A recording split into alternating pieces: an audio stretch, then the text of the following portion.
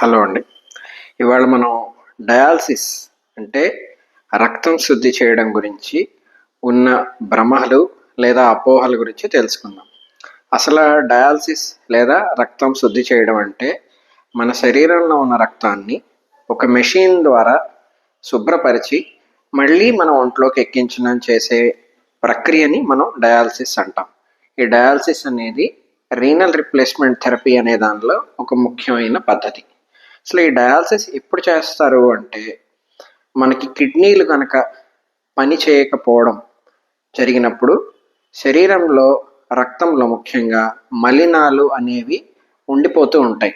So ఈ మలినాలని మనం రక్తంలోంచి వేరు చేయడం కోసం అని చెప్పేసి రక్తాన్ని మనం శరీరంలోంచి మిషన్ ద్వారా పంపించి డయలైజర్ అనే దాని ద్వారా వెళ్ళి అదొక ఫిల్టర్ అనమాట.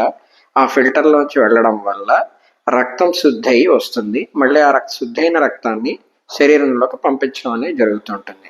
సో చాలా మందిలో ఉండే భ్రమ ఏంటి లేదా అపోహ ఏంటి అంటే ఒక్కసారి డయాలసిస్ కనుక చేస్తే ఇంకా జీవితాంతం డయాలసిస్ చేసుకోవాల్సి వస్తుంది అని. సో ఇది ముమ్మాటికి తప్పు.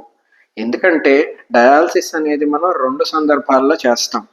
ఏకేఐ అంటే కిడ్నీలు తాత్కాలికంగా పని చేయకపోయినప్పుడు చేస్తాం. అలాగే సీకేడి అంటే కిడ్నీలు దీర్ఘకాలికంగా పాడైనప్పుడు కూడా చేస్తాం. మూడోది సీకేడీలో చివరి దశని ఎండ్ స్టేజ్ రీనల్ డిసీజ్ అంటాం. అంటే కిడ్నీలు 2 పూర్తిగా పాడైపోయినప్పుడు కూడా చేస్తాం. సో మనం ఏకేఐలో కానీ అంటే అప్పటికప్పుడు అలా పాడైనప్పుడు లేదా సీకేడి అంటే దీర్ఘకాలికంగా పాడైనప్పుడు ఈ చేసే డయాలసిస్ అనేది పర్మనెంట్ కాదు.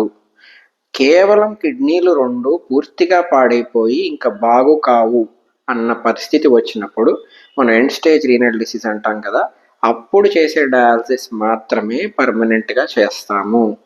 ఈ మిగిలినవన్నీ కూడా కిడ్నీలు తాత్కాలికంగా పాడైనప్పుడు వచ్చే ఏకేఐని లేదా సీకేడి అంటే కనుక దీర్ఘకాలికంగా కిడ్నీ జబ్బుండి ఎప్పుడైనా రక్తంలో మలినాలు పెరిగినప్పుడు చేసే డయాలసిస్లు అనేవి కూడా టెంపరీ మాత్రమే. అంటే కొంతకాలం చేసి కిడ్నీల మీద ఒత్తిడి తగ్గించి శరీరంలో కనుక కిడ్నీకి సంబంధించిన సమతుల్యం మళ్ళీ బాగు చేసినప్పుడు డయాలసిస్ అనేది మనం ఆపేయడం అనేది జరుగుతూ ఉంటుంది.